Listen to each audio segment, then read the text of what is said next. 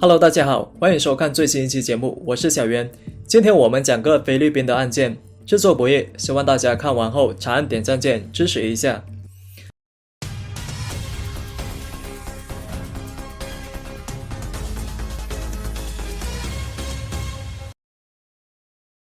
事情发生在菲律宾首都的帕拉纳克市，1991年6月30号。当时一位正在美国出差的菲律宾大叔突然接到侄子的电话，侄子让他马上回国，因为家里人出了点状况。怀着忐忑的心情，大叔火速回到了老家。可让他怎么也想不到的是，自己回家后第一眼看到的居然是为妻子和2个女儿设置的灵堂。以前那个会蹦蹦跳跳出来迎接自己的7岁小女儿，如今却站在了黑白照片里。当看到眼前的灵堂时，大叔终于明白了一切。站在家人的遗照面前，大叔不知所措，他甚至还来不及落泪，因为事情来得太突然了。在举行了家族悼念会后，侄子告诉大叔，他前天来到姨妈家想借工具，可在门口无论他怎么叫都没人应答，于是直接走进了客厅。可刚走到里面，就看到了很多血迹。卧室里的情形更加惨烈，姨妈全身红色躺在床上，双手被绑在后面，旁边躺着7岁的堂妹，而另外一边18岁的卡梅拉则全身衣服被人扒下，身体呢摆出了大字形的模样，惨遭凶手侵犯。3人的身上都被刺了10几刀，警方就推测凶手应该是在6月29号半夜作案。那侄子的这些描述呢，大叔是第一次听到，那听完后他整个人差点昏了过去。那心如刀割，也抵不过这般丧亲之痛。那大叔无法理解，更无法接受自己一家人平时安守本分，不惹事也不闹事，也不是什么大富人家，怎么就突然碰到这样的事情？到底是哪个丧心病狂的家伙要如此对待自己家人？一家母女3口一夜间惨遭杀害，消息传开后立马就引起了热议，许多媒体蜂拥而至，因为马尼拉此前从来没有发生过这样的惨案，连7岁小孩子都不放过，那凶手是连畜生都不如。那民众呢强烈要求警方火速破案。为了安抚受害者和降低社会影响，马尼拉警方呢也第一时间派出了警员勘察现场。第一位到达现场的警员名为赫拉尔·比昂，在带头完成取证后，受害者的宗族亲戚就问他：取证工作完成了吗？在得到赫拉尔肯定的回答后，亲戚当天下午就烧毁了卡梅拉3人的衣物。可他们怎么也想不到的是，他们原本出自好意的一把火，却不小心烧出了几10年的谜团。案发后，媒体公布了许多案发细节，这直接增加了警方的压力。有民众表示，警方要是没能抓到凶手，那他们这群饭桶可以直接回家耕田了。案发3个多月后，马尼拉警方突然宣布消息，他们宣称已经抓到了6名凶手，是一伙经常作案的窃贼，属于当地的一个帮派。但除了承认杀害3名受害者外，这6人呢还说自己劫走了一些金银珠宝，以及14万比索现金。记者会上，警方就表示，他们已经追回了被盗财物，即将移交给受害者的家属。那这个消息呢，对于当地民众来说是个好消息，那毕竟终于抓到了凶手，他们暂时呢就不用提心吊胆了。可对于卡梅拉的父亲来说，事情却完全不是这样，因为他发现这6人的口供似乎有很多奇怪的地方。卡梅拉父亲质问了其中一名嫌犯，而对方表示自己将尸体丢在了2楼。但卡梅拉父亲大吃一惊，因为自己的房子是平层，根本就没有2楼。他马上又询问了另外几个人，那结果有个人说，我们走的时候还被你们家的狗追了好久。这让卡梅拉的父亲更加摸不着头脑，因为他家根本就没有养狗。那直到这一问，卡梅拉的父亲才发现，警局是找了6个替死鬼，这天杀的警方居然能干出这样的事情。卡梅拉的父亲忍无可忍，反手就曝光了警方的谎言。那次日一大早，一群记者呢就涌入了马尼拉警局。面对镜头，尽管6个嫌犯口头上承认自己有杀人，但是拒绝透露作案细节。那有人还对镜头哭诉，说可怜的自己的孩子，意思是说自己明明没有杀人，却让自己的孩子承受杀人犯子女的压力。被记者追问后，几人展示了身上的伤痕，那这些呢都是被警方屈打成招的证据。那被记者这么一闹，马尼拉警方知道再也瞒不住了，他们呢只好收回控诉，并且释放了这6人。同时呢，案件也被移交给 NBI 调查，也就是菲律宾国家调查局，相当于美国的 FBI。NBI 着手调查没多久后，当地报纸呢就传出了小道消息。那起初呢，大家也没太在意，可仔细一看，消息里面呢提到了一个人，27岁的休伯特·韦伯。那换作是普通劫匪还好，可他偏偏是韦伯当地参议员的一个儿子。因为这个名字，这条消息啊是越传越凶。那毕竟谁会吃饱没事干，敢去惹参议员呢？而更巧的是，韦伯在当地的名声啊似乎并不怎么好。那消息呢越传越凶，后来传到了韦伯父亲弗雷迪的耳中。韦伯父亲非常生气，我刚从美国回来，就直接送我这么大份礼物，我谢谢你哦。根据受害者家人的要求， NBI 就把受害者家的2个女佣带到了韦伯家中，让他们进行辨认。韦伯的父亲也非常配合，直接拿出了4个儿子的照片，可全部都被女人否认。可民众哪里有那么容易被说服？那因此韦伯的父亲就找到了 NBI 局长，表示自己可以随时把在美国的韦伯叫回来配合调查。那听到议员如此客气，那局长表示这都是谣言，然后用一番官话搪塞了过去。可转头啊，局长呢就偷偷找到了美国 FBI， 请他们秘密调查韦伯在美国的行踪。那通过美国移民署和海关的记录，美国驻菲律宾的外交官就向 NBI 证实，案发时韦伯确实身处美国。结合韦伯的其他活动记录， NBI 就排除了他的嫌疑，并开始从其他方面调查案件。可由于很多涉案证物已经被烧毁，所以 NBI 也是一脸无奈，他们只能不断走访调查，可问了几百个人都没有任何突破。而当地民众对 NBI 是越来越不满，你们这群人实在不行呢，就直接回家耕田。那直到案发4年后，一个女人的出现，让案件迎来了新的转折。1995年 NBI 突然召开记者会，声称案件调查取得了重大进展。警方表示，他们找到了一个女证人杰西卡·阿尔法罗。杰西卡告诉警方，杀害卡梅拉一家3口的主谋就是前文中的休伯特·韦伯。除了韦伯，还有5个富家子弟也有参与，他们父亲的身份涵盖了电影明星、律师、警长、富商，甚至还有退休海军上将等等。那后台呢十分的强大。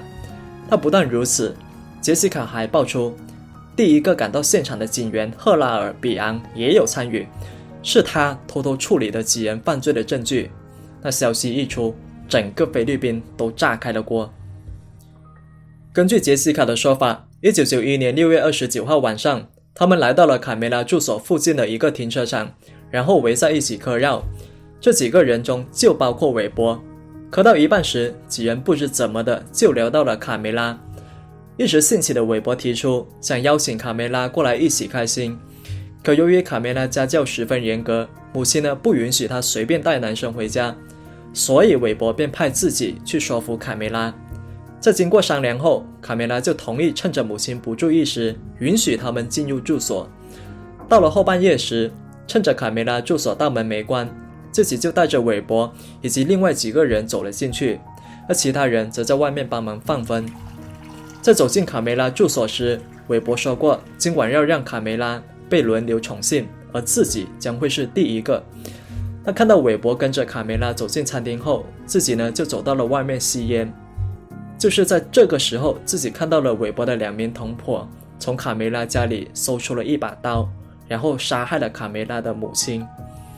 之后韦伯便开始把卡梅拉按在地上进行侵犯，而期间呢还杀害了他7岁的妹妹。而卡梅拉作为目击者，最后也倒在了刀口下。但事情发生后，韦伯就找人给了自己一张飞往美国的机票，还威胁自己不要乱说话，否则就杀了自己。自己现在呢是没有办法，才来找警方投案自首，想以证人的身份申请警方的保护。听了杰西卡的描述后，卡梅拉的堂兄说自己相信杰西卡说的话，因为他觉得杰西卡的描述和叔叔家的布局相吻合，他不像之前那几个替罪羊，连案发楼房是平层都不知道。凭借杰西卡这份口供， FBI 就发出了逮捕令，并向法庭起诉了韦伯等8个涉案人员。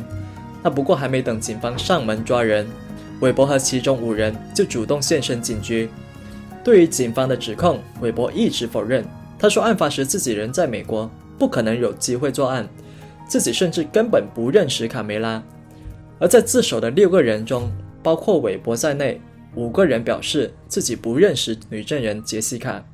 然而巧合的是，剩下的那个人刚好是杰西卡的前男友。而几乎在同一时间，菲律宾政府呢就更换了 FBI 局长，他时任总统的用意也很明显，调他上来呢就是为了这个案子。可就在这位局长上任当天，他就接到了一个匿名电话，对方表示韦伯家中的2个女佣可以作证，证实案发时韦伯和他父亲都在菲律宾境内。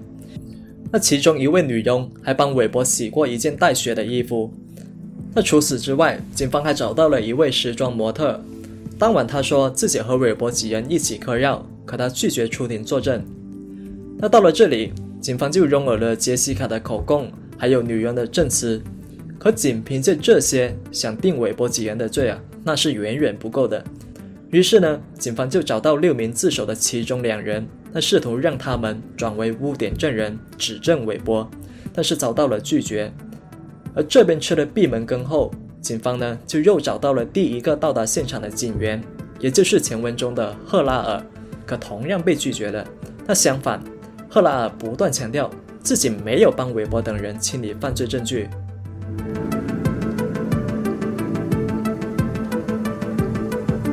案发4年后的1995年4月，凭借杰西卡的口供，检方正式以谋杀罪起诉了韦伯6人。6个月后的10月，菲律宾法院召开庭审。开庭当天，法院内外挤满了各路人群，记者呢更是装备了各种长枪短炮，生怕错过任何一个精彩瞬间。根据韦伯辩护律师的说法，韦伯是在1991年3月9号离开菲律宾，在10月26号才返回，而案发时间是在6月29号半夜，韦伯根本就没有机会作案。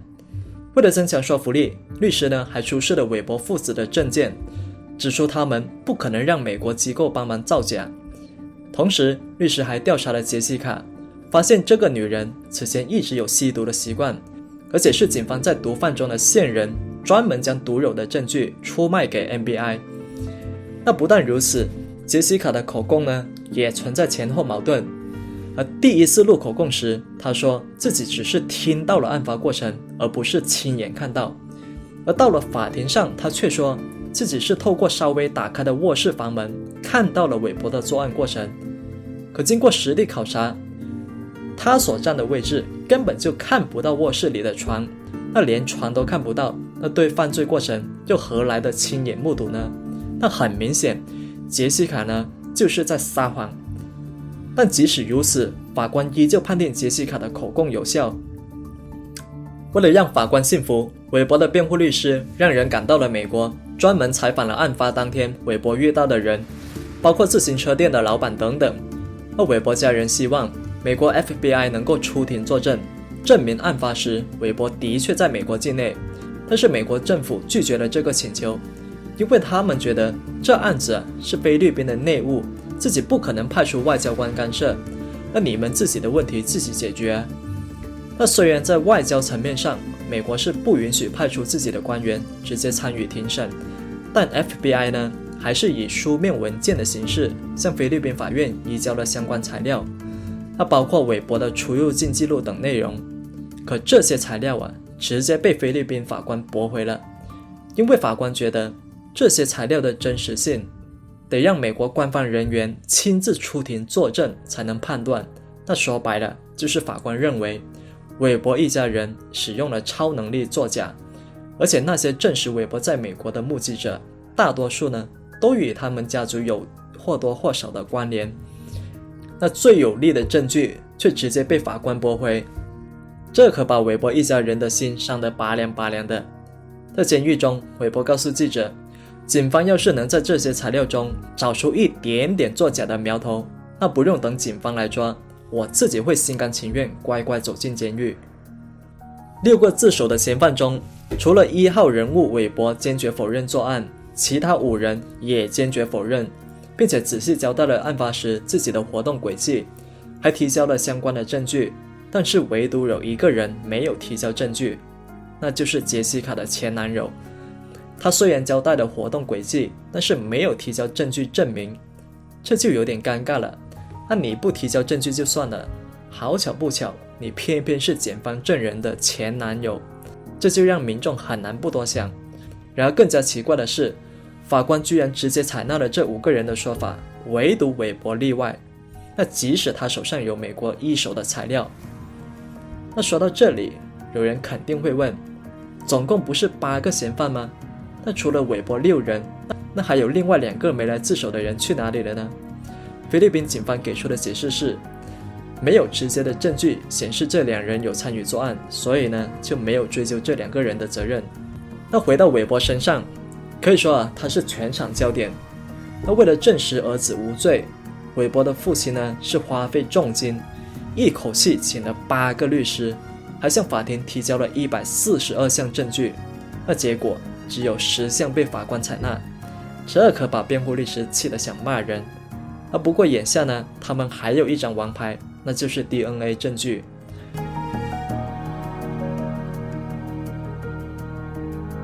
韦伯的律师提出申请，希望能鉴定卡梅拉的阴道证物样本，那只要能证实上面的 DNA 不属于韦伯，那他自然就无罪。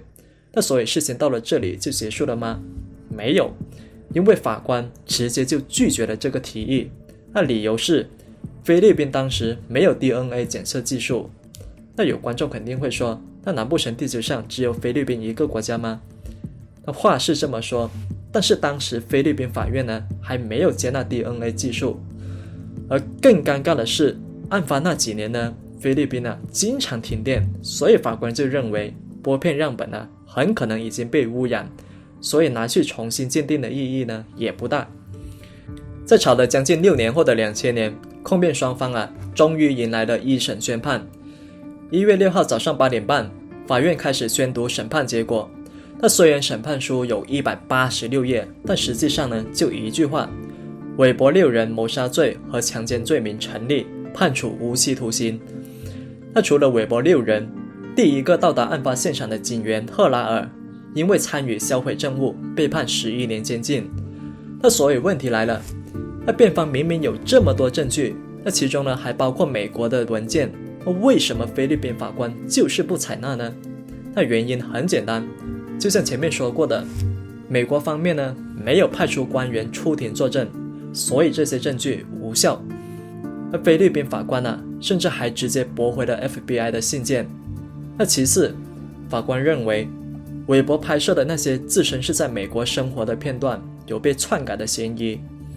那听到这个判决，卡梅拉的父亲呢可以说是如释重负。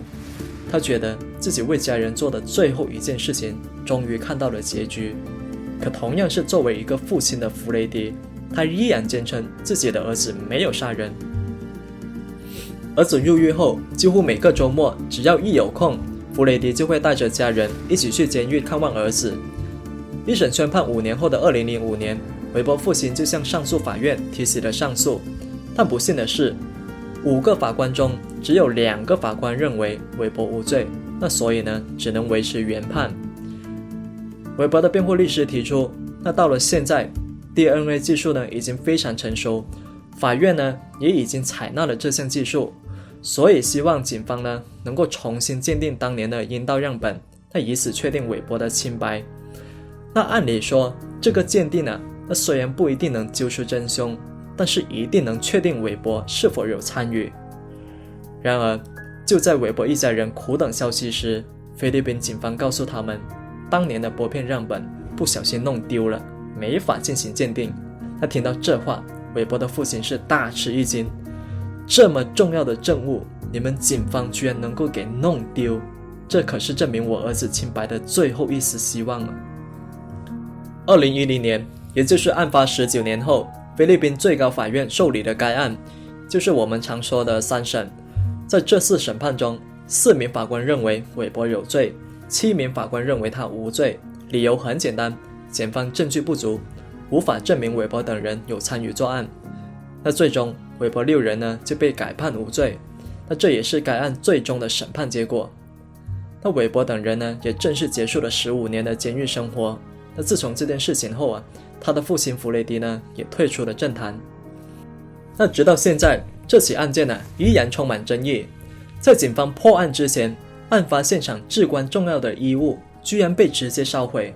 那我们到底该说是受害者亲戚无知，还是得说警方办案不严谨？那居然留下如此重大的程序漏洞。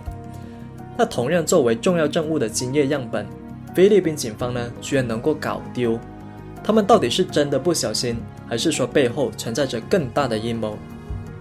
而另外一个呢，则是菲律宾司法体系的问题。在人证还有物证之间，我们到底应该相信哪一个？那从菲律宾当年的审判结果来看，他们似乎选择了人证。而最后一点，这个案子还是绕不过阶层这个话题。那一边是普通老百姓，一边呢是家庭背景显赫的嫌犯，那两者似乎存在天然的隔阂与敌对。那只要有一丝火苗，矛盾呢就能被立即点燃。那从有罪到无罪，大家认为这起案件的审判，那到底是被纠正了呢，还是被篡改了呢？我是小渊，我们下期再见。